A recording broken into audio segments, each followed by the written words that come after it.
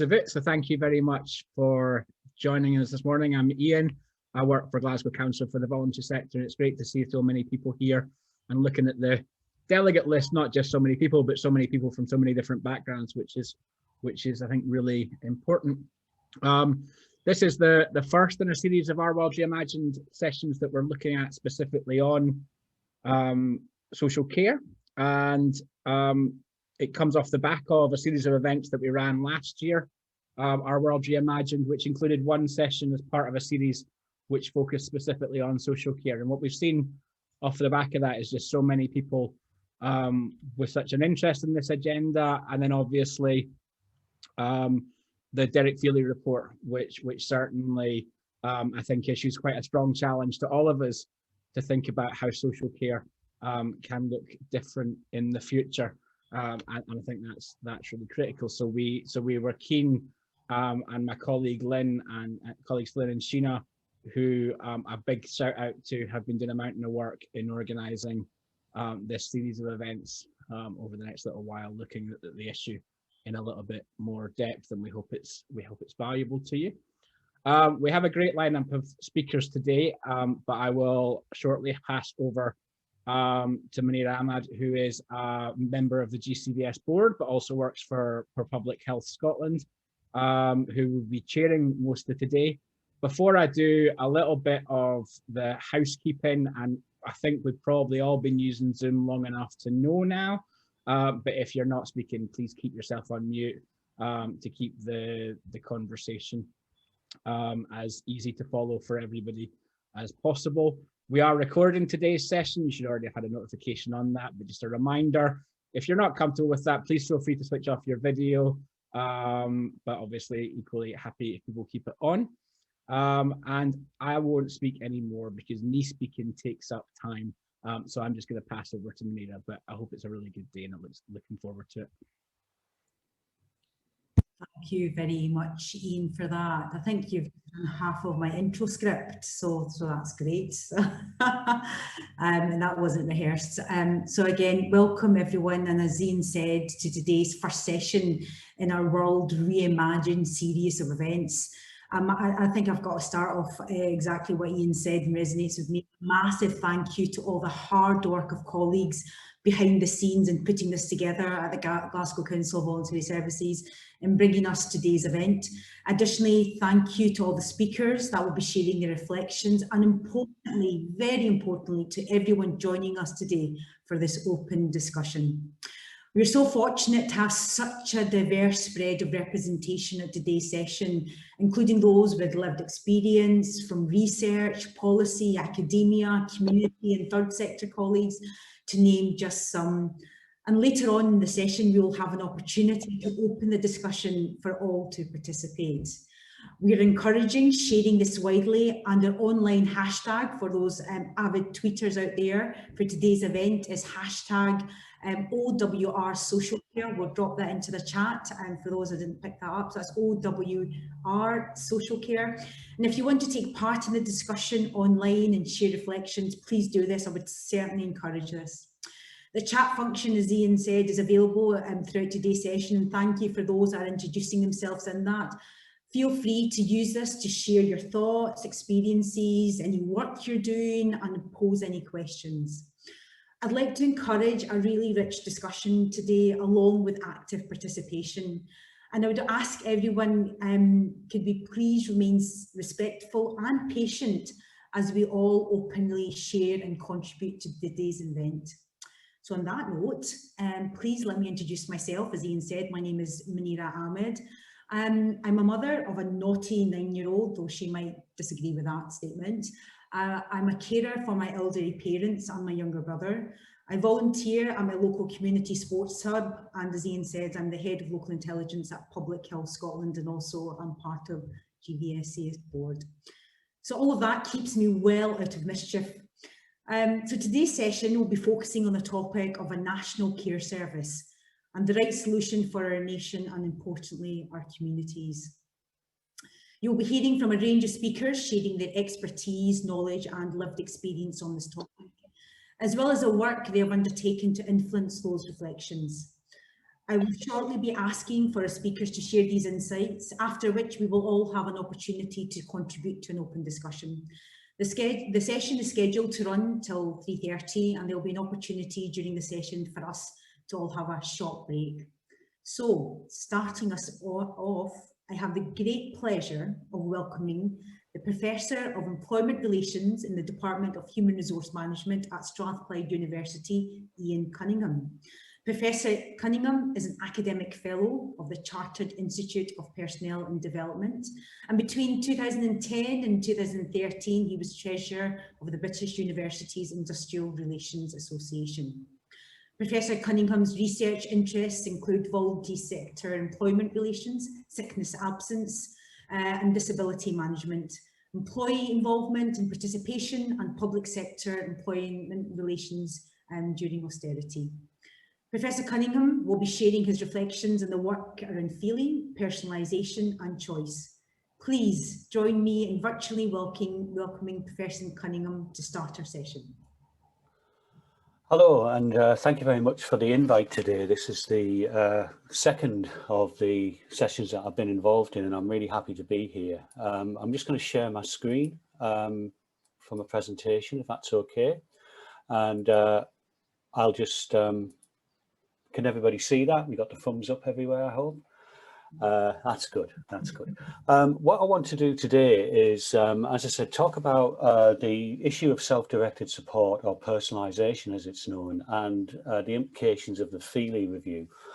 I want to do this through a couple of means. I want to, first of all, talk about what Feeley says about SDS personalisation, but then go back over the years, certainly since about 2013, where myself and other colleagues have undertaken research looking largely at issues around the workforce. But in doing so, we've spoken to service users, we've spoken to local authorities and to providers of social care services.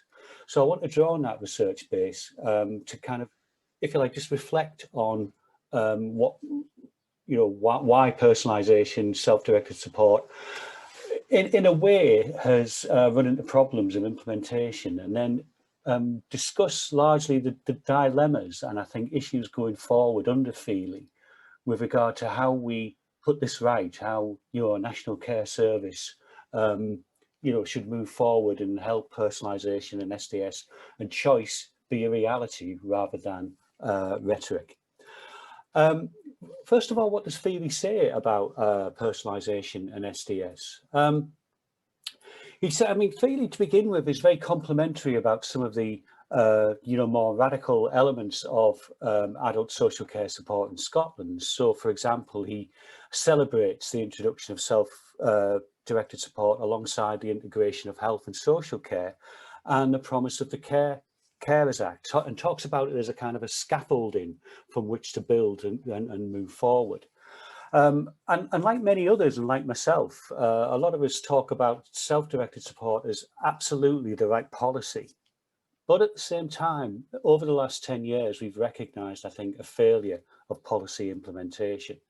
It's groundbreaking in many respects, but there's been frustrations over the pace of change, as Feeley points out, and variability in implementation. And what Feeley calls for is a kind of closing of the quality gap. And places, I think, personalisation and personalised support as one of 6 new quality indicators to move forward with. And this is one of his many recommendations, but he describes kind of personalisation as an individual saying, I am able to direct my support and I am a full partner in its planning. However, we all know, I think, and certainly the research that I'll talk about in a few minutes, we all know that the experience and implementation of self-directed support has to be improved. Placing people's, as Feeley says, people using services, their needs, rights and preferences at the heart of the decision-making process. And then he makes the obvious point that this cannot move forward if it does not start from the basis of an adequate amount of available funding. So with those kind of comments in mind, and that was just a kind of word search through Feeley, but there seemed to be a lot of resonance with what we already know. I'd like to now talk about the research that we've undertaken over the last few years. And it comes directly from 4 research projects.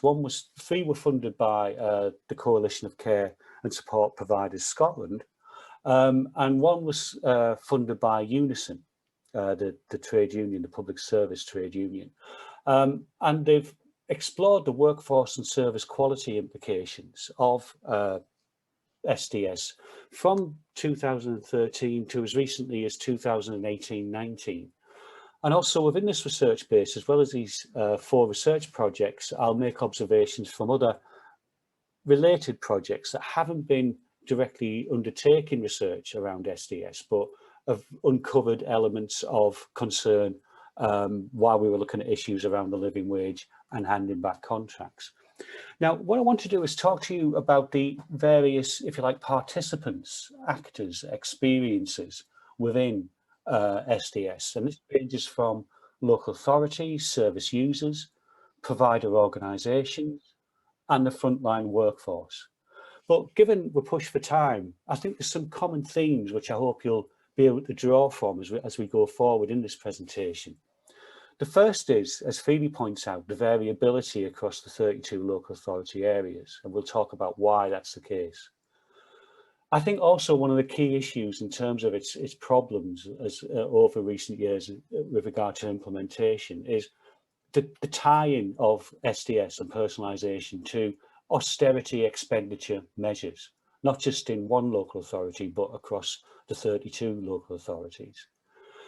We'll also talk about the limits of cultural change, both within organisations, but also within local authorities themselves. We'll talk about also the lack of training or skill gaps amongst key participants in order for personalisation and SDS to work.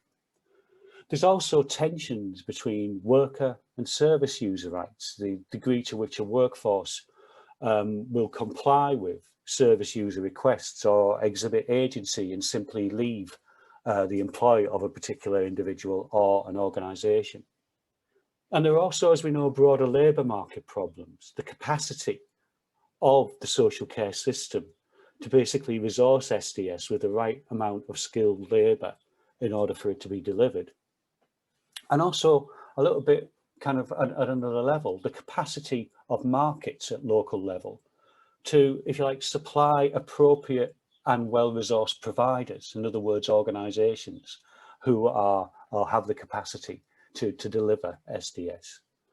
And I think another issue that comes across is the Scottish Government rightly, and I think local authorities rightly, have embarked on a series of initiatives in social care in recent years. But the problem is that when you're working with several large-scale initiatives, including personalisation, health and social care integration, carers, etc., one or more of them may get lost. And certainly this speaks to some of the evidence that I'm going to go through.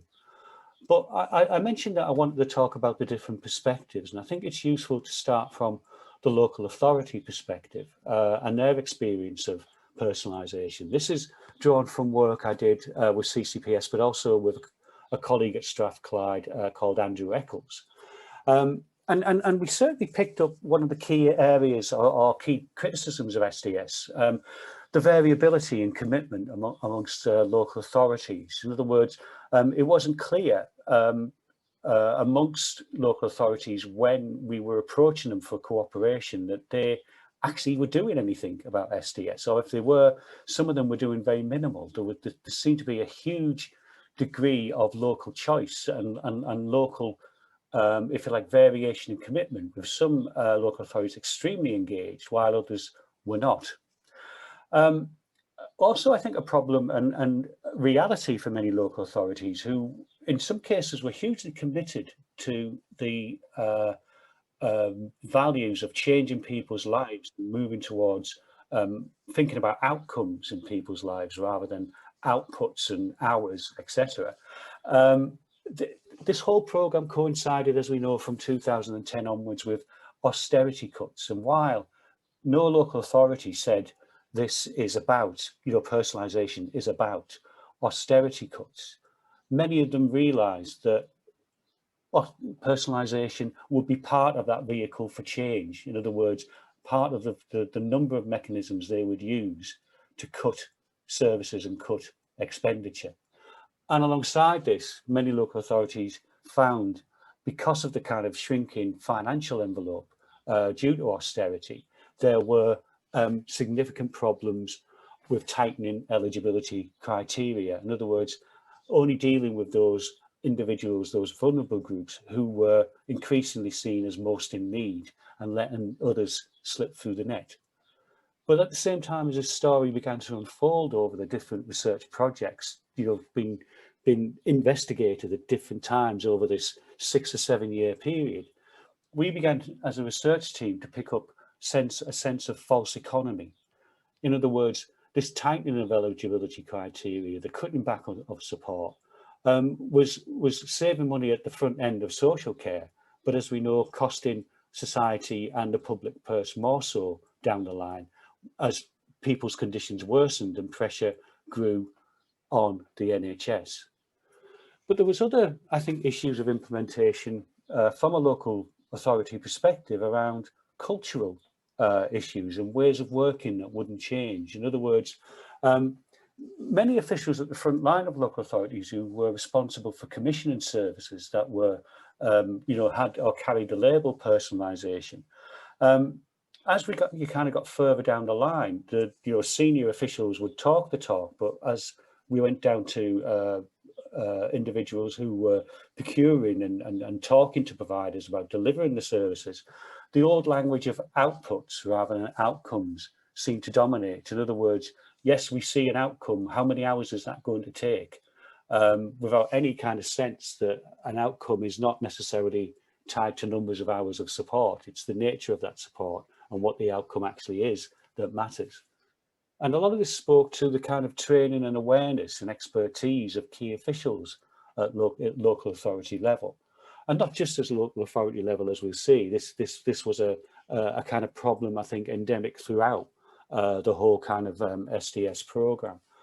And alongside that, there was a growing sense that as the 10 years have passed, we've seen other initiatives, as I've said, come into the local authority orbit. In other words, health and social care integration, other kind of spending priorities. And as that's happened, I think the whole SDS personalisation strategy has shrunk in terms of importance and been pushed to one side. And we found examples where sometimes the SDS label on a job role, chief of implementation or head of personalisation, it seemed to be that some of the best people had moved on, and it was somewhat of a backwater for people to be kind of placed in terms of their local authority careers, not in all authorities, but certainly in some. And austerity continued to kind of make an impact, certainly in our later research projects. And it wasn't just about cutting money for the sake of cutting public expenditure. There was, again, a kind of lack of a cultural shift, this idea that, are the things that you're proposing in these outcomes appropriate to spend on the, with the public purse? So we found officials questioning expenditure, not just because it costs money, but because they didn't quite understand how this led to a favourable outcome in a person's life. It was just about spending money on, one of the big examples has been football season tickets or whatever, holidays or whatever. But this sense that money is not being spent in the right way. And again, this does not speak simply to austerity. This speaks to a lack of a cultural shift and an understanding about what choice and independence really is for people who are accessing this type of service. And similarly, the local authorities, even those who were progressive, even those who did not tie this to austerity or were undergoing cultural change, in a a reasonable fashion, and their officials understood things. Sometimes it was other external forces that were undermining their efforts to implement change. So it could be the local labour market. In other words, there was all the planning and identification of outcomes, but the workforce and the skilled workforce was simply not there. Similarly, there would be an approach to providers, but the providers might not be appropriate or skilled enough or have the capacity to deliver the change that was needed. And what we found was that increasingly certain options amongst the 4 options on the SDS Act, certainly option 3 was the most common choice, but because of the if you like, the combination of all these complexities, options 1 and 2 were kind of extremely rare, and the preserve of perhaps those families of vulnerable people who had resources and plenty of social capital. Options 1 or 2 were kind of limited to that kind of, if you like, group of service users. So as we talk about organisational implications, we're talking about providers, voluntary organisations here. It was funny at the beginning of our, if you like, investigations into SDS, there were many providers who were quite offended at the whole presumption of the SDS Act. In other words, it's nice of the government to catch up. This is a continuation of existing best practice or journey that we've been on for some considerable time, or a direction of travel that we've been on, and we are happy to see it put into statute.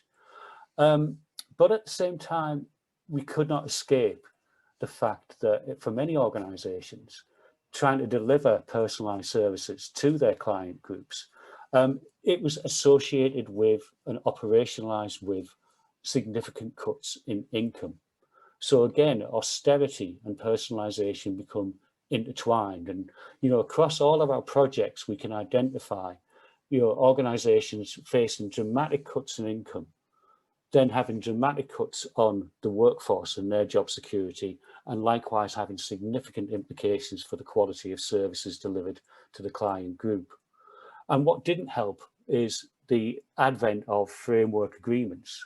We know, for example, that framework agreements are quite a useful tool to under personalisation, because they do not guarantee a block set of time and a block set of hours to organisations. They merely say there is an individual with a need and a certain set of outcomes. But there's a guarantee of some minimum hours, but after that it's to be negotiated according to that individual's funding package. This, along with the funding cuts, led to ever increasing insecurity amongst the predominantly non-profit organisations that we've spoken to. And running alongside that, it began to become clear that voluntary organisations were taking on contracts that was just simply unsustainable. Part of it was the labour market issues that we spoke about earlier, and the recruitment and retention problems. So organisations would take on framework agreements or be part of a framework agreement, but they found themselves increasingly struggling to staff the services they promised they would deliver, and found themselves in perpetual recruitment cycles with the accompanying costs.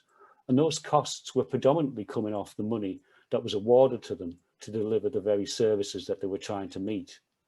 So in addition to this, I'm a big fan of, I must put my cards on the table, an increasing pay level for frontline care workers. I think it's essential as we move forward through Feeley or whatever the future lies.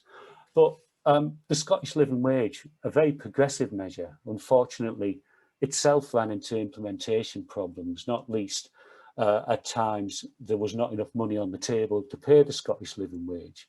And so again, taking on personalised contracts with staffing problems, recruitment and retention problems, and struggling to meet the living wage, again made organisations insecure, uncertain about whether or not this could be delivered.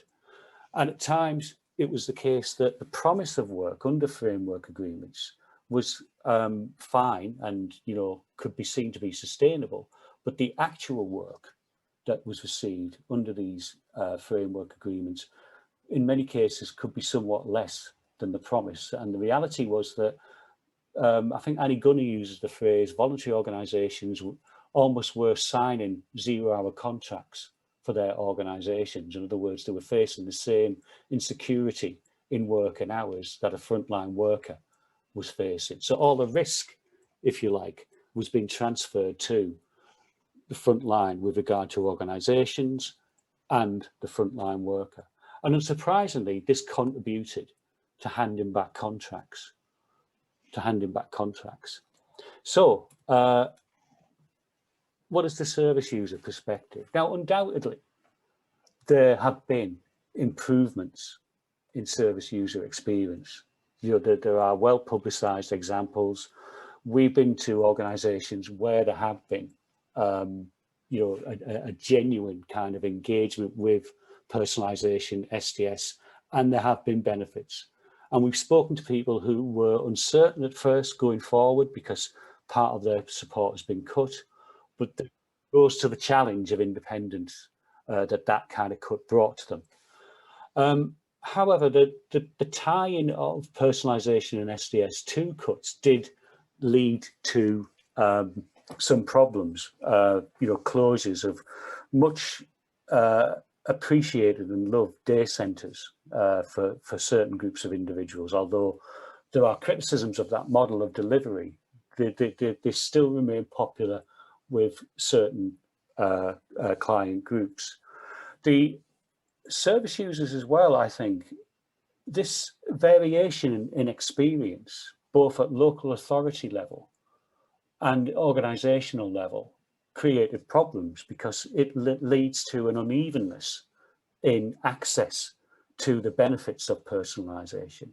In other words, there's no consistency, as Feeley points out, across Scotland, and we found the very same kind of, if you like, tension between the aspiration and the actual delivery.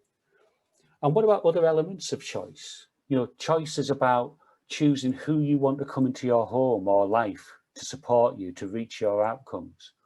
And again, because of the endemic labour market problems and low pay within the sector, people's ability to choose the people they want to help them, the workers they want to help them, was always undermined by these particular dynamics. So there was not only a variation in choice in terms of can you actually get access to these services, it was variation in opportunity to make choices like selecting your worker once that access was granted. And we found also variation with regard to, and this goes outside certainly the workforce issues, but there are certain people in the community whose families have more social capital than others. My friend Andrew Eccles calls it the sharp elbows of the middle class. In other words, some service users were able to get what they wanted, but it depended a lot on the intellectual social capital of their families and their ability to articulate choices to local authorities, whereas more vulnerable people from more vulnerable families and poorer areas were less articulate and had less social capital. On top of eligibility tightening, the false economies we spoke about earlier, we found right away through our research that organisations and service user representatives and service users themselves who were observing not only their own experience, but the experiences of their friends, they found these false economies were leading to quite a lot of vulnerable people slipping through the net. There was fear because of the charges that came along with tightening eligibility criteria.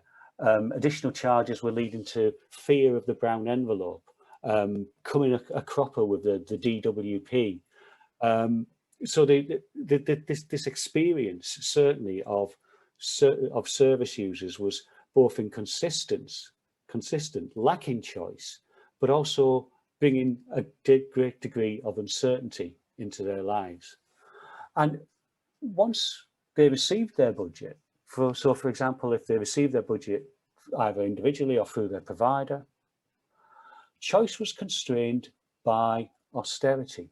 My least favourite example, because it was so sad to hear, was a young man who was fascinated by military history, who was receiving support from an organisation.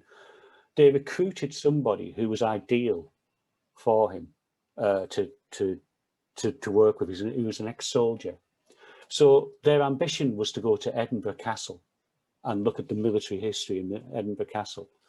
They got on the train, went back to travel to Edinburgh, got to the castle, was so excited, and then they looked at the watches and discovered that they had to almost immediately turn back because the time allocated under the budget wasn't sufficient for them to actually go and look around the castle. So in other words, choice was there, but it was a highly constrained choice due to austerity. And organisations and service users began to identify successive cuts being a problem, where services were slimmed down to the very minimal of personal care rather than the kind of care or support that delivers outcomes. And increasingly traditional services such as day centres, as I've said, were closed. There was a general perception of a neglect of older people's services and children's services. And again, one of the things that really got me as I spoke to different service users was when gaps in provision were decided upon. In other words, when a re-evaluation of a support package under SDS led to a cut in a particular service, and this could be called a cut, or it could be called giving this person more independence, depending on the context and who you were speaking to. In many cases, it led to a significant increase in isolation and loneliness for those people who previously received support. And this came out quite significantly in our Unison project, that this move towards SDS that's intertwined with austerity was leading to this isolation, this greater isolation amongst vulnerable groups. Now, the frontline worker perspective in many respects mirrors this. Insecurity for a frontline worker through SDS was through a 0-hour contract because they couldn't guarantee work. There was a fragmentation, of work when you were actually attending. In other words, because of the intangibility attached to services in terms of working time, so a service could be cut and there could be gaps in the day where the worker was not called upon. The increase in split shifts and fragmentation of work was obvious. And during those gaps, the worker was not paid. So there was threats to income. There was a perception amongst workers that the increased focus on customer choice led to changes in their performance evaluation. In other words, third parties over and above the employer, such as service user families, having an input into performance evaluation. And this, although we came across very few examples where a worker would lose their job, it did enhance perceptions of insecurity at work. Another feature of this fragmented work, this breaking up of days so that the split shifts and unpaid blocks of time, meant workers experienced what we call a hunger for hours. In other words, the hours they were given were not enough to pay their kind of costs, their living costs. We saw increases and decreases in satisfaction, job satisfaction. Just interrupt for a second, apologies there. There's so much in here, and I'd love you to keep going on, just for the other speakers to come on as well. Yeah. Sorry, can I just leave with the questions then? Because I'm at an end anyway. Thank you. Yeah. Sorry, thanks for interrupting, because I needed that. So all these things combined, I think, lead to a question about, or a series of questions and dilemmas targeted at, the kind of Feeley report, and then as we move forward, how do we ensure consistent access to what is good about SDS for all of Scotland? In other words, how and will the proposed National Care Service and the variability we've spoken about. Given the issues of choice or lack of choice we spoke about, and still what seems to be the dominance of producers and funders, how do we put people at the heart of SDS so it's their choices that are heard and not just commissioners and providers? Thirdly, how do we prevent SDS not being caught up with other waves of austerity, given that at the end of this pandemic, there will likely to be another public expenditure round where money is tight? And does Feeley adequately bridge the link between quality care and quality work?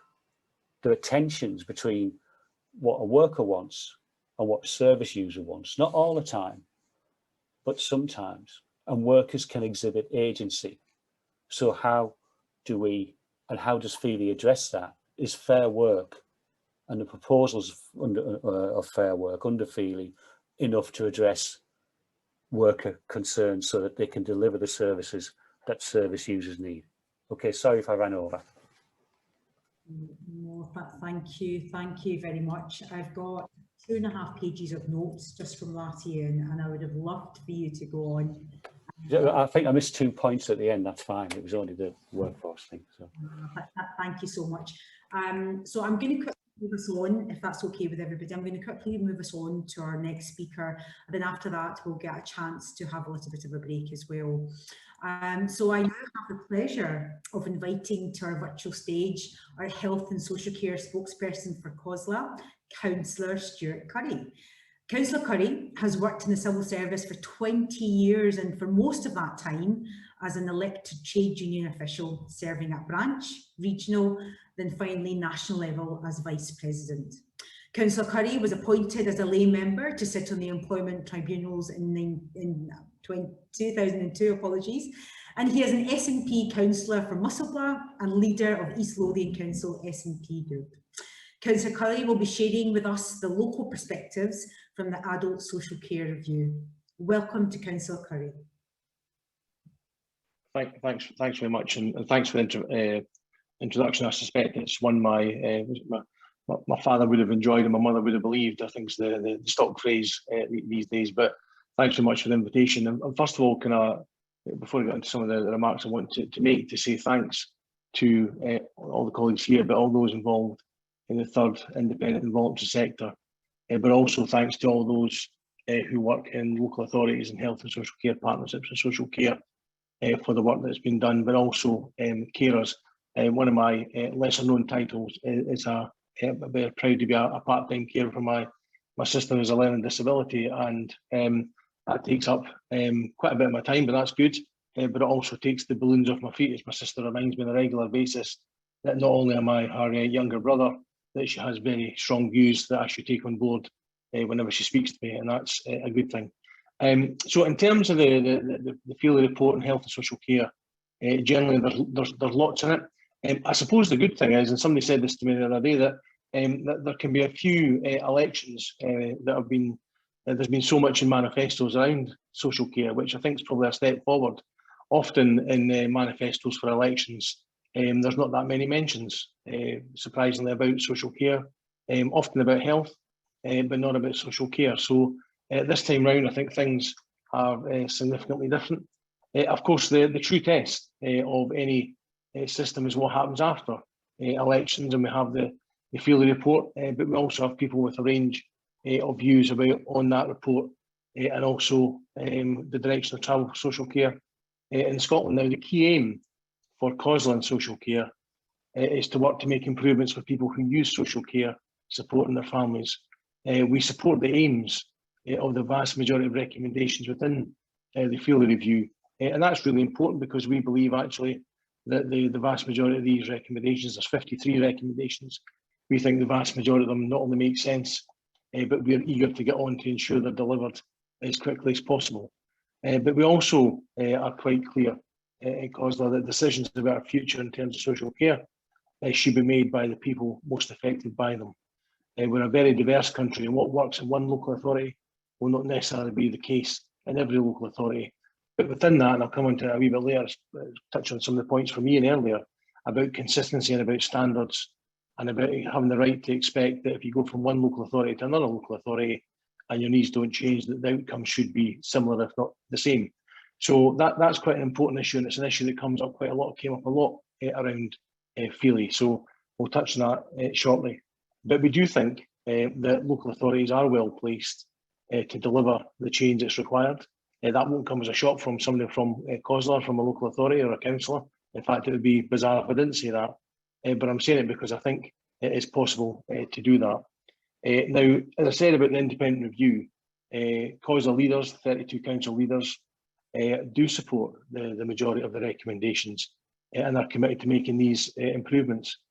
But we also express concerns, and again, this won't come as a breaking news, I dare say, on an afternoon, that we do have concerns about, if you like, as we see it, as tearing down the whole system approach around health and social care and looking to erect barriers by removing the statutory responsibility from local authorities. That would mean, in our view, erecting new barriers in terms of things like housing, children's services, criminal justice, a whole range of services that don't always feature in the responsibilities of an integrated joint board or a health and social care partnership. And we think those barriers and those new barriers to the whole system approach would be not only unhelpful but detrimental in terms of that. The other thing is, I don't think this again is a state secret, but we actually think that spending the next 2 or 3 years having the arguments about governance is about, as my father would say, is about as much use as an ashtray on a motorbike. What people who are represented as a local councillor, but also people said throughout the Feeley review in terms of the lived experiences that they want to change now. They don't want to wait for a lifetime of a parliament of 5 years or 3, 4 or 5 years for a national care service to potentially deliver what some people believe it will or could deliver. We think there are significant changes that could be made now, and we believe a lot of that is to do with funding. Now, it's not all about funding, but I think a lot is about funding, and Ian touched on that in his presentation.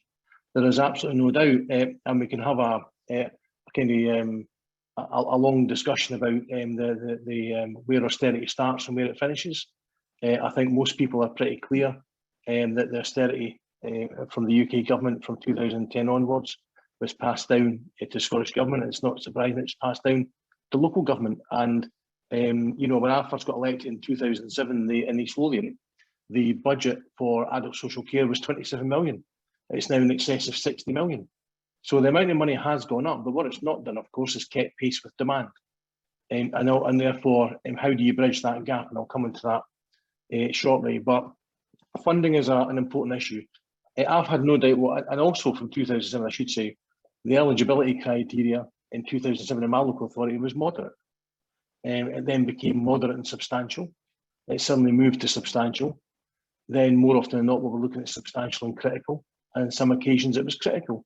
Now, to say that doesn't have a relationship with funding would be a ludicrous position to take. Of course, that is the problem that has a relationship with funding. And that is something I think is welcome within the Feeley report, identifying that if you're truly going to change the way we deal with these matters in terms of things like eligibility criteria, in terms of charges, there must be more funding. You cannot take money from one part of the public service or from another part of services to put it into it, because the other service will fall over. And then we'll get into the circular, almost like a circular firing squad, actually, a circular argument that all you've got to do is shift money from one part to another, and somehow the other part won't fall over. That is not how it can work. But we think the money in terms of Feeley must be additional. I think Feeley identified 660 million, if memory serves me right. Now, last couple of weeks, I got some trouble talking about solar calculators, so I won't talk about that. But the reality is, we think that the cost to implement the Feeley recommendations is closer to £1 billion, because obviously when you remove charges, demand goes up. That's what happened with free personal care. That's perfectly reasonable. That's what happens. Goes up by about 30%. But we actually think, and this is a really important point, and through the Feeley report, and I was involved in the review, we stopped talking about money as something that was a terrible thing to talk about and started talking about money as an investment. And I actually think that's the language that has to be there, and is absolutely right. It is an investment. What I see in a local authority, for example, and interestingly, I got a document through the other day, we're talking about the commemoration of the Christie Principles 10 years ago. And it strikes me as rather ironic that we're still talking about the Christie principles. In many respects, some have been implemented about 10 years later. And of course, the Christie principles from Campbell Christie, who was the STC General Secretary at the time, was about saying that actually, if you spend more money and invest money up front, in the longer run, you stop spending money in a crisis situation because you prevented that in the first place. Now, that doesn't always follow, but it does strike us that additional funding is absolutely right. For example, you cannot remove charges in terms of care without additional funding being put into the system. It's as simple as that. But we are eager to do that, and we've said that to government since the election. We are keen and we are ready to ensure that these charges are removed at the first opportunity when that funding becomes available. And that's my point about we don't want to wait the lifetime of a parliament or 4 years into a parliament to start making these changes. There are changes we can make, we think now, within months, not within years. And that's something that will require additional funding. And I should say as well, that in terms of a national care service, we don't just accept, I don't think anybody should just accept that breathing the words national care and service in close succession will resolve all the issues and deal with all the concerns. Let me tell you, prior to the pandemic, recruitment, retention and social care was a huge issue then, and it's still a huge issue now. Everybody knows, for example, that a lot of people who may well have worked in the social care workforce and been attracted to it will work in early learning and childcare as it's come along. It's a very similar route in terms of caring. Now, that is going to be a huge issue for recruitment and retention and bringing people in. Wage levels are a huge issue, and Ian touched on that about the Scottish living wage. Now, over the last few years, both myself and successive ministers have been involved in trying to almost have a stick and plaster approach to try and make sure we could have the Scottish living wage paid. Now, I think the Scottish Government is probably spending in excess of 100 billion a year in terms of the support for the Scottish living wage. But that's at the rear end of the contract. I think actually when you start to talk about money, it'd be far better to get that money into the front end of the contract to ensure that it forms part of the basis of bargaining. So we think there's a lot of changes that can be made, but we do think that reform does actually mean empowering citizens and communities in the planning and the delivery of social care, embracing innovative approaches to accountability, governance and decision making. And I said earlier about national agreed standards. I think nationally agreed standards could helpfully improve outcomes across health and social care. Looking at things like, for example, potentially around national care home contracts, looking at things like fair work, terms and conditions. In terms and conditions, it's not as straightforward in terms of terms and conditions and just setting up a bargaining unit, but actually there are things, minimum standards that we could expect in return for public funding.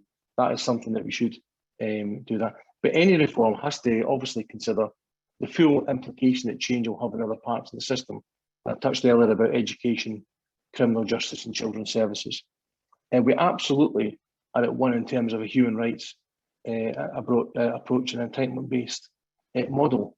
But we need to make sure that we don't just say those words, we adequately fund the system to ensure that can be delivered. It is in no one's interest, in our view, to have a position where either a national care service comes in or significant legislative changes are made, only to find out that the funding either wasn't there or wasn't coming in the first place, because that would just lead to yet another report on social care in the future with disappointments hand in hand. So just in summing up, the Feeley review, it does bring challenges for lots of people in Scotland, and it should do. What's the point of having a review if people just say, well, that's nice, and stick it on the shelf for a few years for another review to come along and tell us the same things? There are areas within social care we need to fix without doubt. We believe, and of course, I'm slightly biased in these remarks, we believe that local government should absolutely be at the heart of doing that, because we can bring about that change. But with that change must come the funding. And if it seems like I'm harping on about funding, it's because I am. If anybody believes that we can make the changes, the absolute necessary changes to improve and affect people's lives in a positive way without significant additional funding in social care, then they're delusional. That has to happen. There is no other way to do it. And I share Ian's concerns. The UK government having borrowed hundreds of millions, if not a couple of trillion, through the pandemic, and rightly so. Why on earth wouldn't you do that? Every country's done that in the world. If anybody believes that's just going to be written off, and they're already seeing some of the clawback, I have real fears that some of the money we think might have come to Scotland through Barnett consequentials, for example. There's a huge argument, I understand, brewing at the UK level around social care changes. But of course, the Barnett consequentials, the 10% consequentials, would be significant, and that has to play a part. But we believe that change has to happen. We believe we can work with colleagues and be at the forefront of that.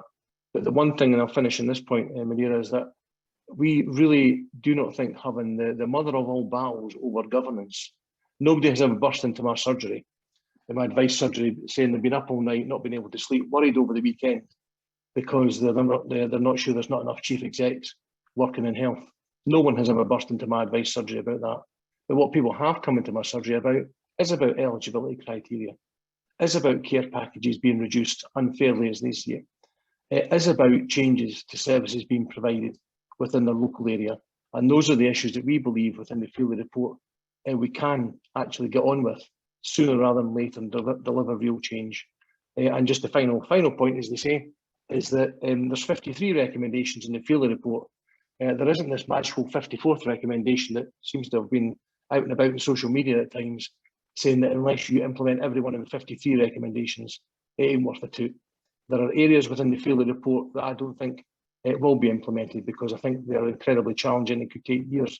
But I think there are key areas that will improve people's lives that we can get on with right now. And that's what local government wants to get on with. So thanks very much for your time. I'm really looking forward to the Q&A, and I realise it's always dangerous to be the speaker before the short break. So I think I've got away with that just in time. Thanks very much, Marina. Oh, thank you, Stuart, so much. And again, another insightful canter through which you scratched up into so much detail in there. And Stuart, you're right, you were the stopgap between everybody's cup of tea of stretching your legs.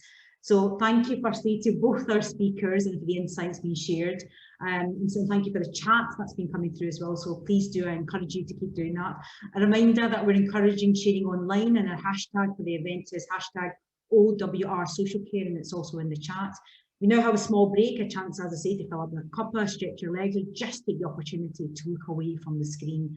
Can I ask if we aim to be back? So it's 2:23. So can I ask if we can be back around about 2:30, 2:31? I know it's a short break, but I do want to be able to give us a great opportunity or a lengthy opportunity to have a discussion with both and our next wonderful speaker after the break, who will be Tressa Burke, sharing her insights as well. So, so if I can let you go away, switch off your screens, go on mute. But if you can all be back by say 2:31, I know I'm being specific here. 2:31. See you all in about 7 minutes. Thank you all.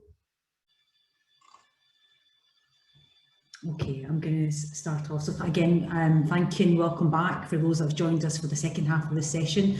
I hope you had a much deserved break in whatever you did. I'm going to move us on to our third and final speaker before, as I say, we open up to our discussion. And as I say, I encourage people to continue to use the chat to put in any reflections, share any work they're doing, or pose any questions. A very warm welcome to the Chief Executive of the Glasgow Disability Alliance, Tressa Burke.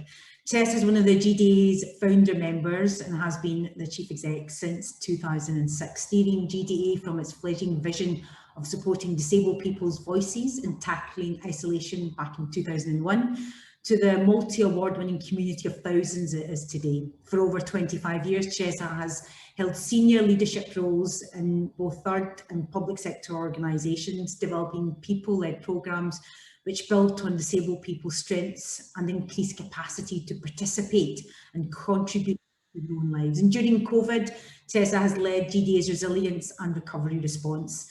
A disabled person herself, Tressa has expertise around equality, particularly disability equality, as well as the cumulative impact of multiple discrimination and intersectional impacts, for example, on disabled women and disabled LGBT people.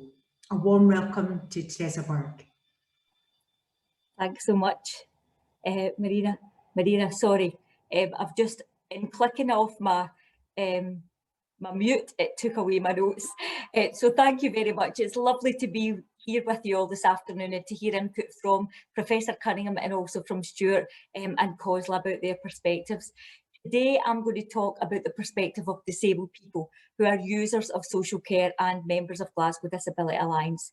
So very quickly, just for people who don't know us, GDA is an organisation run by and for disabled people with 5,500 members and also organisational members led by disabled people in the city, and we call that the DPO network. Our work is two-pronged. So firstly, we deliver holistic supports and programmes that build disabled people's confidence and connections, linking them into opportunities and services. Sometimes we provide these ourselves. So for example, we've got a welfare rights project, we've got a wellbeing project, we do employability support and coaching, but we've also got our Future Visions for Social Care project. And the latter is a good example of GDA in a microcosm because it both supports disabled people facing blockages to their social care needs and builds a collective voice around reforming adult social care and contribute to solutions which are people-led and co-designed. This is supported through our capacity building work. And what I mean by that is peer support programmes, accessible briefings, unpacking discrimination and oppression, and the impact this has on reducing life chances. We use participative models to open dialogue and deliberation and support disabled people to define issues, barriers, priorities and solutions, and to influence changes in services, policies and decisions that affect them. It's this second aspect of our work, to share the collective lived experience, that I'm here today to talk about, and today it's in relation to social care.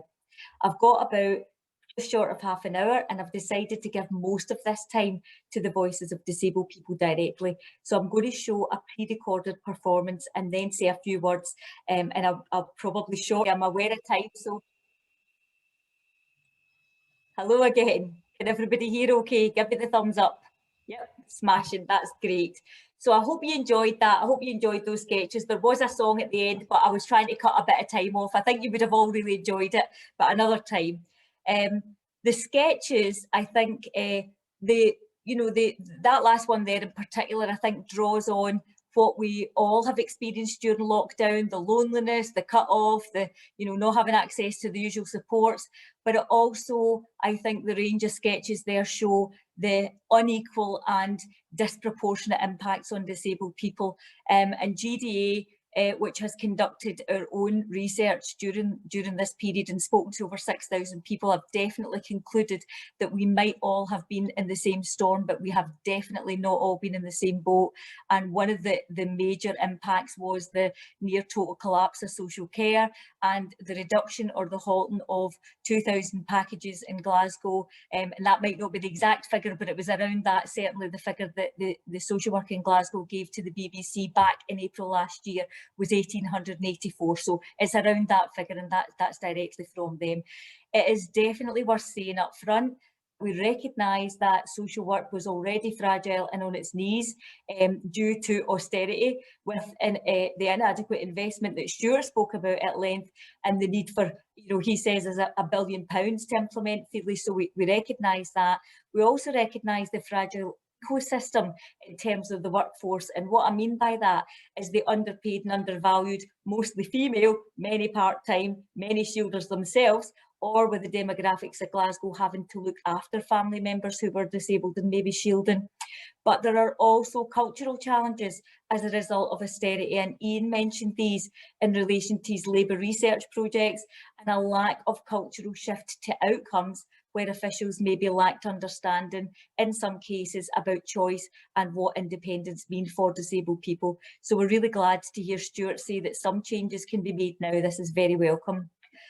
Because of before COVID rather, the UN had already described the lives of disabled people in the UK and devolved nations to be a human catastrophe. And this was because of the systematic violations of human rights around, firstly, welfare reform, but then the combined cuts and barriers services and hostile attitudes. So these things were already in place, and the thunderbolt of COVID and near total collapse of social care in parts of Scotland, with all other emphasis focused on protecting the NHS, was challenging and did lead to these exponential inequalities.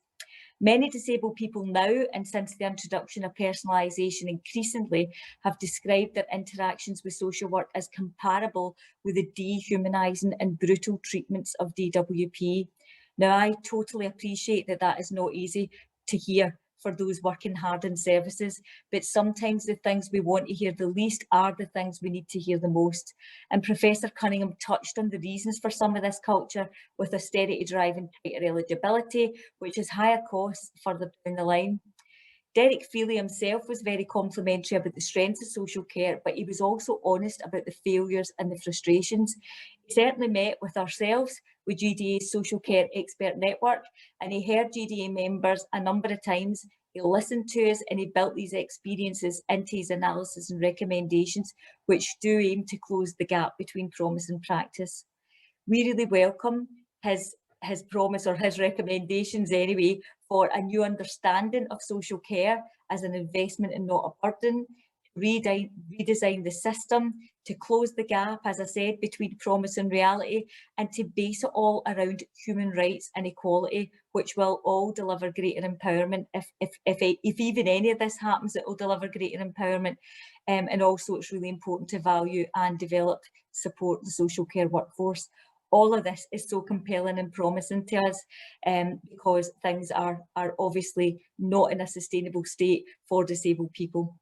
We feel that at the heart of it all, a human rights-based approach will enable the realisation of the true meaning of independent living, which the UN and the disabled people's movement agree is actually about disabled people having the same freedom, the same dignity, the same choice and control as other citizens, to be able to live a life of choices and participation, and to make their contributions too. This would correct the temptation, as has happened, to misappropriate the social model of disability, and indeed the UN's own definition of independent living, to be about the sum total of what disabled people can achieve without formal social care support. Instead, to rely on family, friends or neighbours to assist with personal care. And I am going to ask people to honestly pause and think how many of us here today would be okay with our neighbours or even family members that we don't choose taking us to the toilet, helping us wash, dress, eat and manage our medications or whatever it might be. We might be okay with somebody making a cup of tea. Would you really want people you don't know or choose to deliver very intimate personal care for you or for a loved one? Might this not feel undignified and upsetting? Might this not erode your relationship with the person?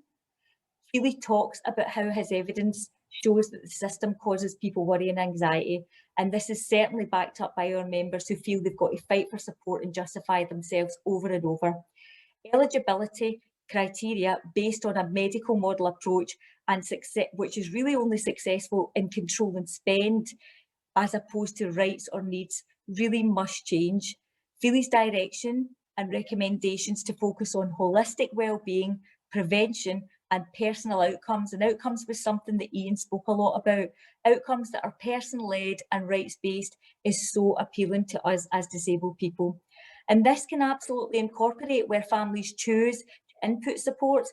It shouldn't reduce formal support or place responsibility onto families if this is not their choice or ability. For many years, GDA has proposed a national care system to mitigate the postcode lottery of a better life.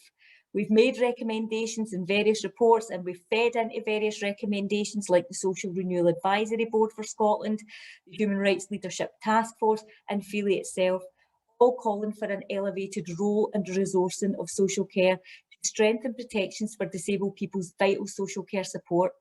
We think that the model of the Scottish Independent Living Fund is definitely one to learn from and build on, and we'd like to see this fund opened again.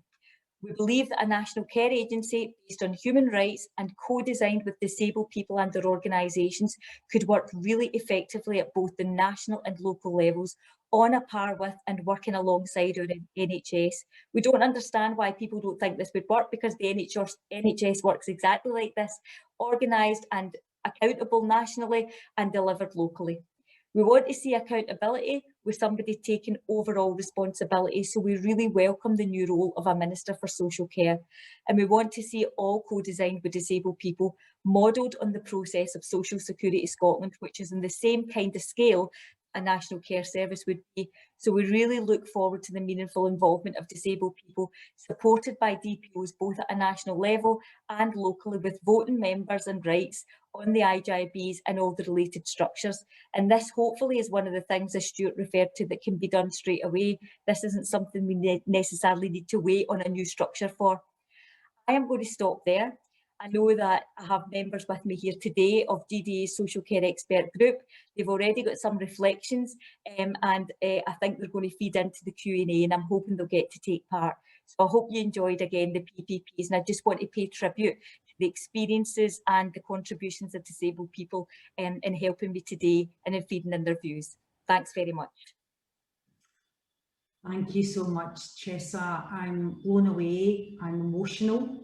I'm lost for words and listening and hearing from the poncho players. So a very, very powerful short video. And thank you again for sharing that. You got a lot of support in the chat, and I know you'll have a wee look at that as we go through the Q&A.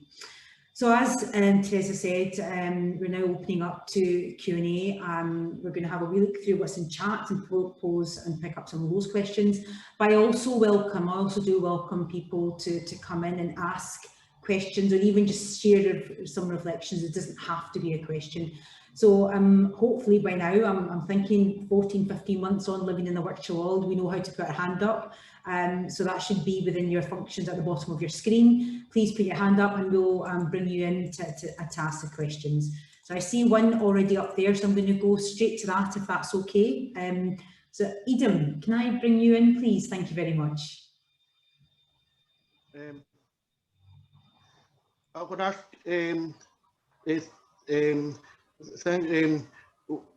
what do you think social care is for? The UN and the United Nations and Derek Feeley says independent living is about having support in life to an equal life, but some social work teams are saying it's about doing things by yourself without support. Do you support the UN definition? And my other question is that not been mentioned in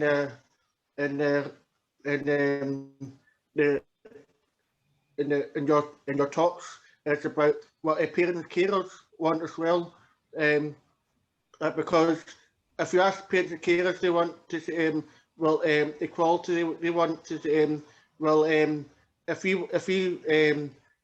if we help us, then we help you. So the scenario. So we have to give up work to look after our son or daughter who's got a disability. But if we cut support for our son or daughter, then we have to, if we have to stay at home because you're not going to provide funding for my son or daughter to get social care, you've got to stay at home. Then we won't be able to work and boost the economy for what politicians want to hear. So it's how you get how do you avoid that problem? So because that's the main issue. And before I finish, and that's not just like people who don't have families don't have a disability, like their taxpayers and all that. We're getting money away, like as somebody said, money away from other services for social care, because not everyone's got somebody who's got disabilities. So it's a very difficult puzzle to solve. Thank you.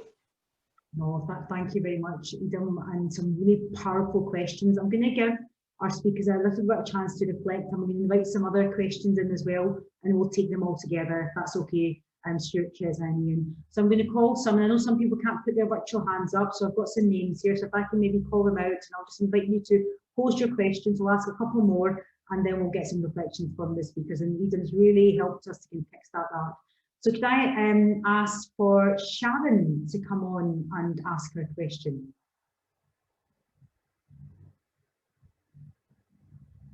So Sharon, one of the GDA members. Oh, Sharon, I think you're still on mute, so hopefully you can hear me.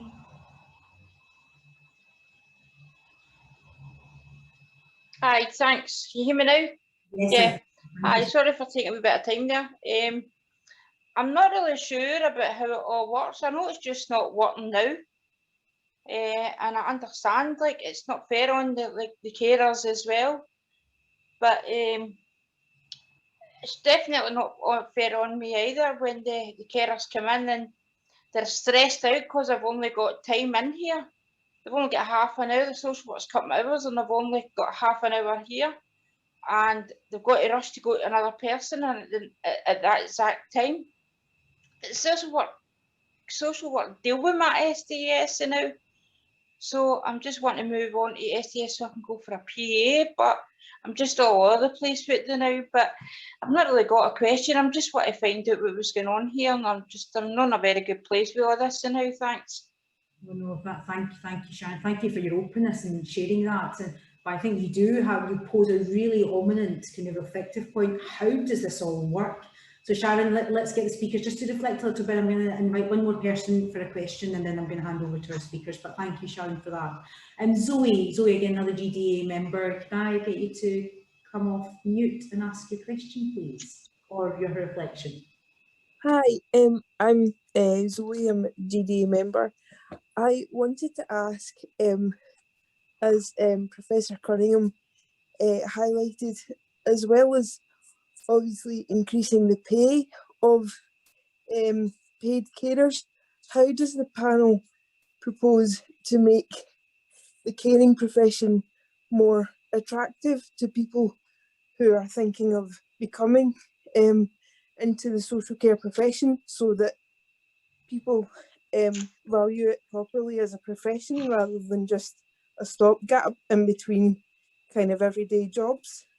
Because I think as soon as the workers begin to value the job that they're doing, they will realise that actually it's not just a case of doing a job, you're actually enabling someone to live an independent life, and that's, in my opinion, priceless.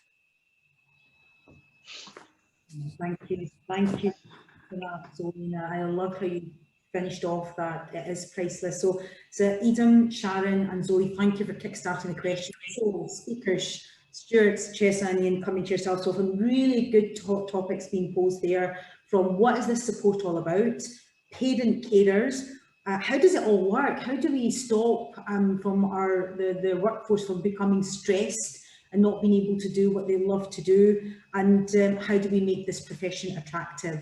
So in no particular order, Ian, if I can come to you, and then I'll move to Stuart and then Teresa. I'm conscious of time as well, and I would like to say we've got quite a few other questions, so if you can just think about some of the key highlights. And for everybody else on the call, our colleagues at GCPS will summarise and give a bit more detail to some of these responses if we're not able to cover it off today. So Ian, if I can come to you first, thank you very much. Yeah, if I can deal first of all with the most recent question, you know, what do we do to make the job more rewarding? I think that you hit the nail on the head with it's priceless, the fulfillment. We're doing work at the moment in a voluntary organisation, looking at the relationship between pay and other elements of the job offer. And certainly that issue of fulfillment, the kind of social relations that are built up between the worker and the person who is in need of support, are an intrinsic value of the job, that priceless part of the job. And I think if we can get that across, and if you know, recruitment is transparent enough to recognise that and portray that in an accurate way, I think that's a way forward. But also the nuts and bolts of employment. You know, care as a career. You know, care's been gutted in terms of like the pathways to advancement. You know, people, as well as wanting to have fulfillment, want to have a career. So to build a kind of, you know, a series of kind of careers progression through an organisation, I think is an important thing. So it's that fulfillment, but also some very basic nuts and bolts, and a sense that they're secure. They're secure in the work in a multitude of ways. Their hours are secure. Their safety is secure. You know, and also that their job is secure. No more short-term contracts, I think, is one of the key things.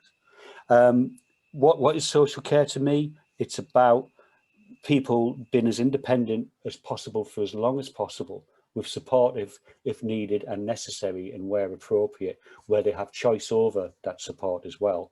I think that's at the heart of it. Why is this all going on? Why have I only got half an hour support? I'm afraid again, it's cuts, it's austerity. Those workers are monitored from the very minute they walk in your door to the next visit that they've got, and also any time spent outside that half an hour they don't get paid for. It's the brutality, I think, of the current system that punishes both the service user and the worker. Carers working, I think part of that is the benefit system and the fact that, you know, the state places a lot of burden on families and relies on that heavily, and it's unquantifiable, I think, in monetary terms, in terms of what that really does and how that props up society. Thank you so much, Ian. Stuart, coming to you.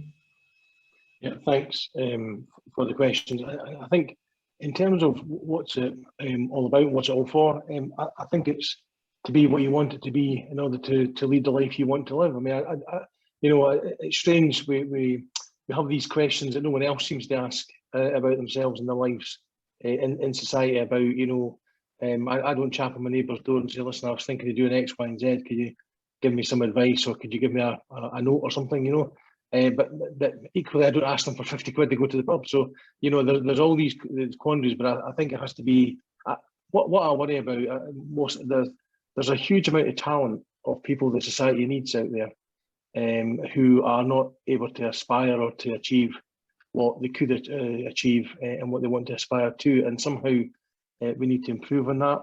In terms of time for carers, you know, I said earlier, it's not all about funding, but sometimes it is, and we need to get better about that. In terms of care, it needs to be a profession. It needs to be, in my view, and a lifelong trade unionist, I think we need to have a far greater role for trade unions and recognition in terms of driving up terms and conditions. That's what's been my experience of trade unions over the years, driving up terms and conditions of people that represent in the workforce.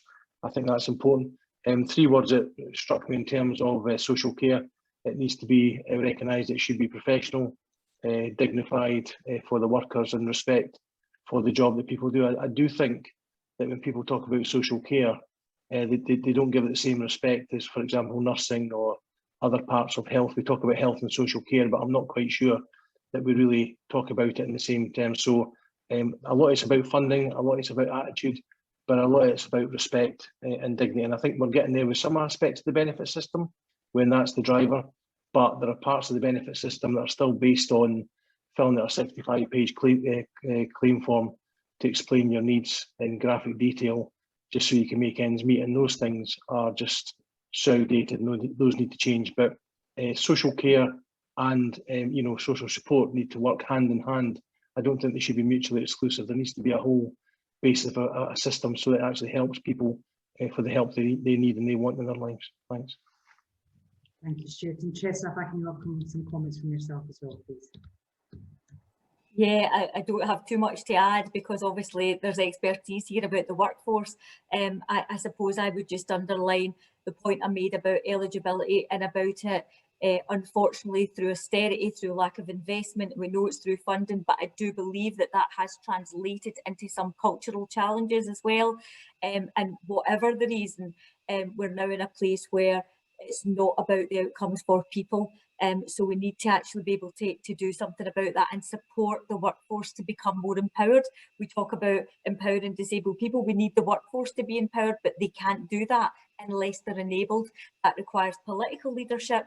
It requires leadership at an officer level, at the highest officer level, and it requires investment as well.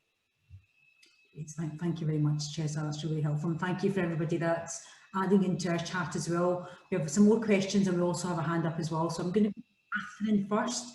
If she could, Catherine, if you could unmute yourself and either pose a question or share any questions. Hello, can you hear me? Hi.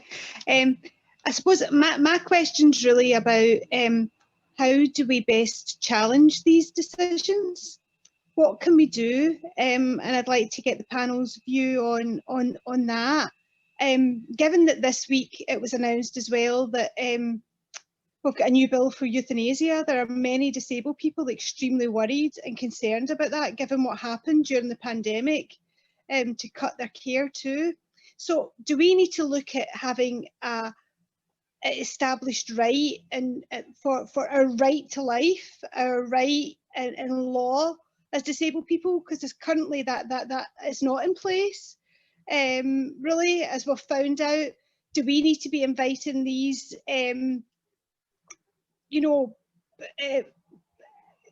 boards and people that are providing these care to industrial or to tribunals, that they bring us to tribunals to stand up, to say what we want? What is the best way we can do it? And I put a wee link in the chat about I would like to see an individual self-management fund as well, or in addition to self-directed support. We know not everybody can get self-directed support, and not everybody gets DLA or PIP, but nobody should ever be financially disadvantaged because of their health or their disability. So I suppose it's, how do we best go forward? Because we know the current system's not working. I mean, everybody agrees that, but I'd just like to find out what your views are. Thank you. Oh, thank you very much, Catherine. Thank you very much for another powerful question. And with that, I'm going to pick up one of the questions that have come through the chat as well.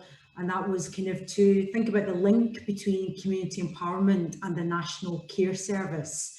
Stuart, can I come to you on those 2 points? How best to challenge these conditions and the link between these big programmes and pieces of reform?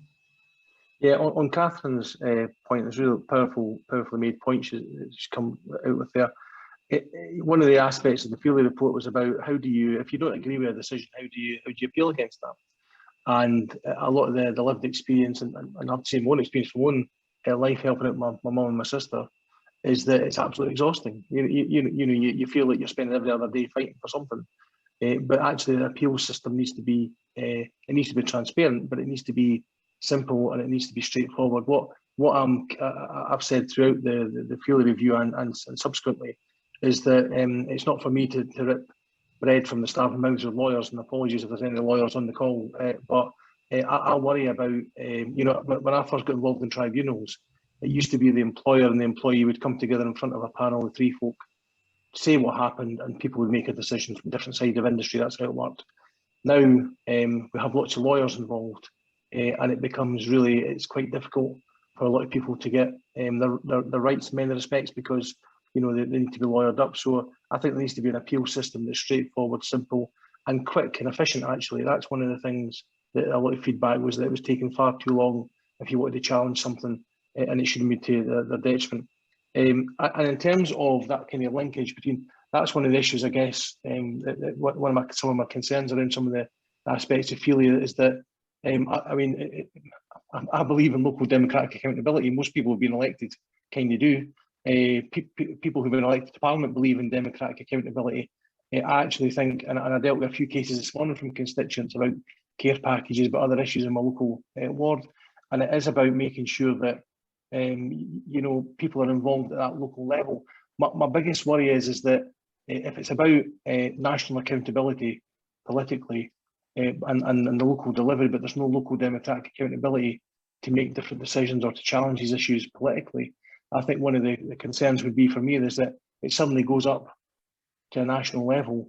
That's a hell of a crowded space to get a local resolution to an issue in terms of the system. So that would be my concern, is that, again, that we centralise things. I think a lot of decisions in terms of strategy and policy, decisions made at a local level are often better decisions. What we need to do, of course, is make sure that the people who are involved and bear the consequences of those decisions are part of that decision-making process. And that's probably Teresa's point around the IGBs and being able to vote. I think that's really important. I think that's something we should be doing it. We shouldn't be scared of having people voting. That's and I say that as a politician. So there you go. That's breaking news. So. There we go, Stuart. Thank you for that. And I guess these questions are starting to highlight the complexity of human lives and how public services need to work better with that lived complexity at the forefront. So thank you, and thank you, Catherine, as well for that question, and for Peter who posed the other part of it. So I've got another hand up, so I'm going to go welcome in Derek Kilter, if you want to come off mute and either share reflections or ask a question.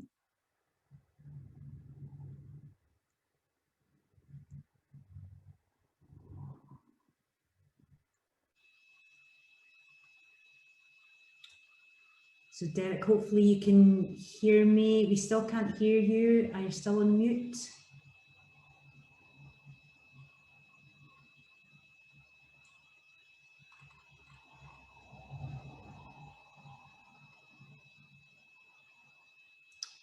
Alert, audio now unmuted. Sorry, I've got some technical difficulty. Sorry for that.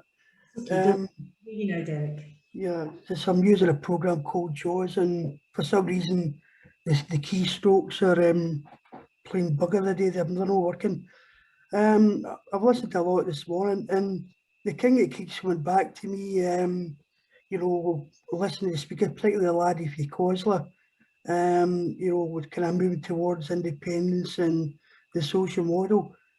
If other disabled people like myself, you know, our constant battle day to day is with our local authority, trying to get, you know, accessible services, accessible information. And after a number of years, I'm still at a dead end with that. And I'm just wondering, how do we break, as disabled people, how do we break down these barriers? How can we start to, you know, kind of trickle down the social model of disability so that people, you know, will change? I mean, you know, just as an example to clarify, this morning I'm having to send a letter to somebody, you know, outlining the number of letters I've had this year that are in an accessible format as a visually impaired person to try and get access to information. In the last 20 years, I've had ongoing negotiation with my local authority, and more so in the last 5 years, and time and time again, they still are unable to provide me with information in an accessible format, i.e. via email, etc., which is a basic human right. So, I mean, how is that situation, not just for me, but there must be other people in the community with a sensory and or print impairment that experience this day to day, and yet we can't get our local authority to adapt and adjust, you know, the issues there, the Equality Acts there, you know, Human Rights Acts here, you know, they're imposing more civil liberties. And I just know, how do we change that? Sorry, rambled there. That wasn't a ramble, that was a beautifully formed question and some reflections, Derek. Thank you so much for sharing. I had a wee chuckle at the start when you called Stuart a laddie. I'm sure it's a while since Stuart's been called a laddie. So not that long, to be fair. I mean, you know, it's got, you know, give me a break. Yeah? So Derek, the wider question about the human rights-based approach and that kind of social model of disability around accessibility. So Stuart, if I can come to you. It's been Ian as well. So Stuart, if I come to you first, please. Yeah, I've written that down, Derek. That's going to be my next election leaflet, the laddie from COSLA. Vote Curry, vote often, that'll be the. So, I mean, I think you know, that is some people's experience. It's not, obviously, it's not everybody's experience, but where there are issues, they need to be challenged and they need to be taken forward. Now, I would argue, for example, when before the pandemic, my shin was black and blue with people kicking me in the high street saying, what are you doing about this, what are you doing about that?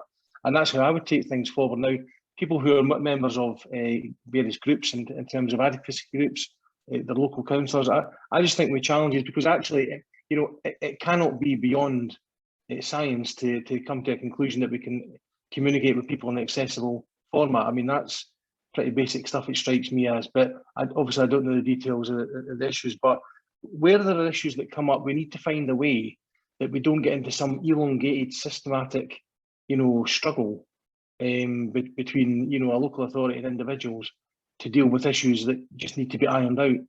And that's something that I think it's very difficult, it's incredibly exhausting, but in terms of reform of the system, how we do our work, it's really important that we get that kind of lived experience, and that will come through, I'm absolutely no doubt whatsoever, to ensure that we get the best possible outcome for individuals. Now, there's going to be parts, you can go through 32 local authorities, I could give you lots of good practice where things work really well.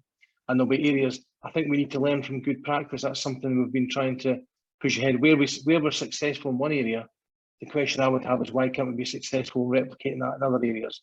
Now, it's not quite as straightforward as that sometimes, but actually I think the question needs to be asked. So I think that maybe when we were talking about a national care service, about consistency, around a lot of issues around standards and consistency and what people have a right to expect. Those are some of the issues we're particularly interested in around COSLA, about how do you have that national approach to what's appropriate at a national level, but how do you have a local approach to things that should be resolved locally? Thanks. Thank you, Stuart. And Ian, if I can maybe come to you as well for your thoughts on that. Yeah, I think, I mean, I'd also like to hear Tressa, because she's comes up with some very, I think, profound statements in this area. But my only thought with this, I keep hearing this same phrase from the questioners, the people who are asking the questions. You know, how do we change things? How do we make things the way they are not? You know, the way they should be. My preference, and I'll go back to Stuart's point, is around the collective approach. The problem, the irony with all this move towards disability rights, which I support, is that it's introduced, and personalisation is part of this, through a market-based, if you like, solution, which individualises everybody's problems, and therefore people deal with power on an individual basis. And I think we have to address a new way to talk to power, just like the trade unions do in the workplace. You talk to power collectively. And I think as far as possible, even if you disagree with the people in this Zoom room on certain issues, you'll agree with something. And when you agree with somebody, you can become a collective. And I think that that's the way we talk to power to move forward. That despite all our individual problems that we've heard, you know, in the questions and in the narrative, it's the collective, because power, especially in this world, in a market-based economy, doesn't like collectives. And the more we collectivize, the more we will challenge power. Thank you. And Tressa, for time, maybe just some final reflections before I sum up. Yeah, just, I mean, I would absolutely build on and agree with absolutely everything that Ian's just said there. I think the social model of disability is about reducing the barriers, not seeing our impairments or conditions as a problem, but trying to help disabled people to live their lives by overcoming the barriers, and one of those things is by engaging with DPOs. So again, it links to the human rights based approach. If we look at the panel principles, the kind of idea of participation, accountability, empowerment, all of that, and the specific and unique role of disabled people led organisations, I think is vital in all of this, recognised by the United Nations through a thing called General Statement 7, where they talk about, it's a general comment where they talk about the need for governments and local authorities to engage with DPOs as uniquely organisations that tell disabled people about their rights and help them claim them. I think that's so important, and that's something that we've been working with the HSCP in Glasgow to recognise as well, because it's you know, these things take time to build relationships. But I think, as Ian says, those kind of collective approaches that we offer can be frightening if they're misunderstood, if people don't understand maybe their intent or how well we would work and can work and do work with others. Great, thank you very much. And we have a couple of minutes left. I'm going to break my own process because I think we've got another question that I'd like to take, so I'm going to eat into some of my summary time, if that's okay, speakers, just to keep going for another couple of minutes. Zoe, you asked a really great question in the chat. Would you like to come online and ask that yourself? You know, I've heard several people speak today about disabled people being involved in the decision-making progress about the implementation of a national care strategy, which is great in theory, but how do we put that into practice so that disabled people do actually have a voice, and how can we ensure that they can monitor and scrutinise its progress? That's a great question. Apologies, I know you had your hand up and you did put it in the chat.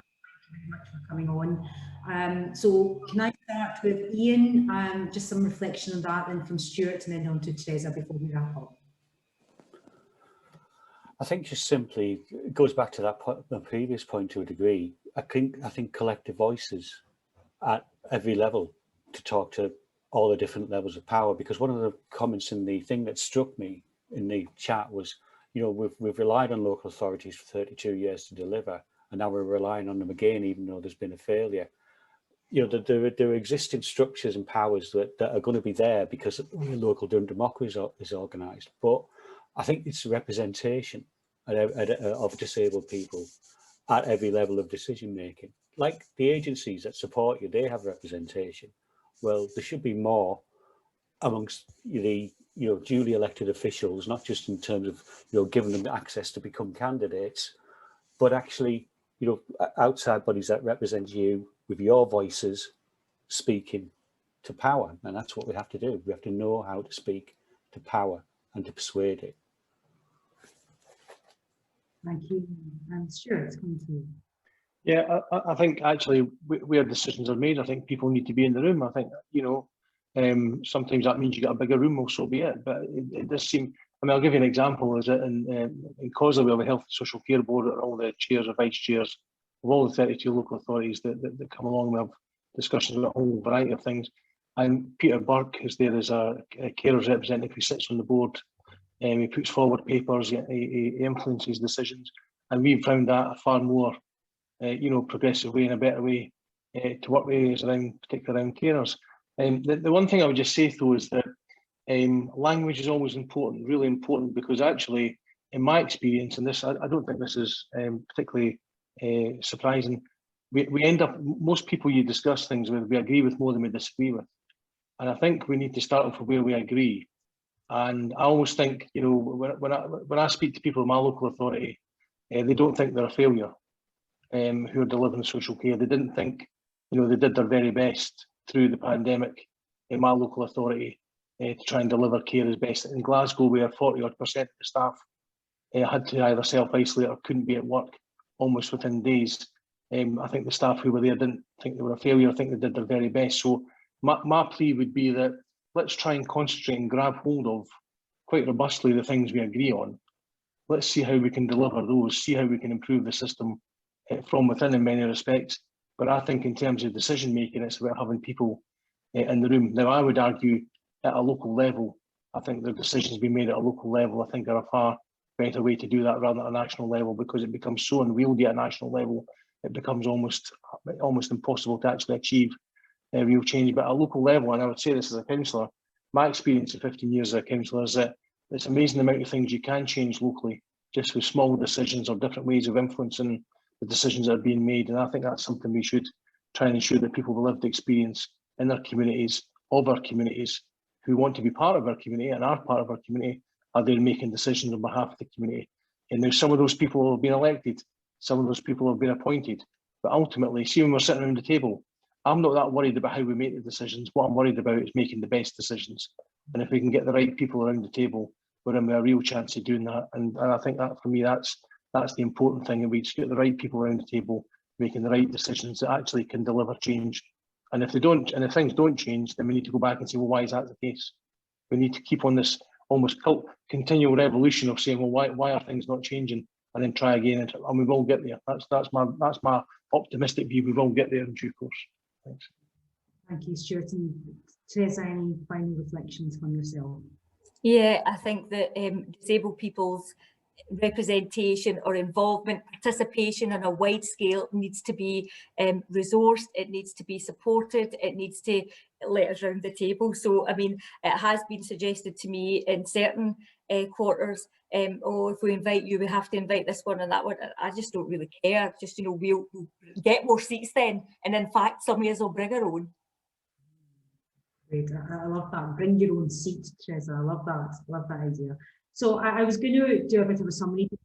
I mean, not a great chair, we're 4 minutes over, but I think that was a really, really insightful conversation and discussion. So that leads me to kind of say we will be sharing outputs. So from DCVS colleagues, we'll be sending outputs and the summary. And I guess one of the things that kind of came out to me is the importance of less able people being part and on the National Care Service Board, which, as I said, will bring our chair in places where policies and decisions are being made. So power does need to shift, and it won't be comfortable for people to change, as Stuart, you alluded to there, but it needs to start shifting and shaping the way we want to see things. And one of some of the other key themes that you all spoke about very much is about the finance, the resource, the budgeting that's going to be needed to make this happen, and the shift away from just being reactive to that preventative measure. You know, being able to work and deliver services further upstream will eventually have that knock-on impact. A few shout outs before we finish off, before I say the thanks to everybody.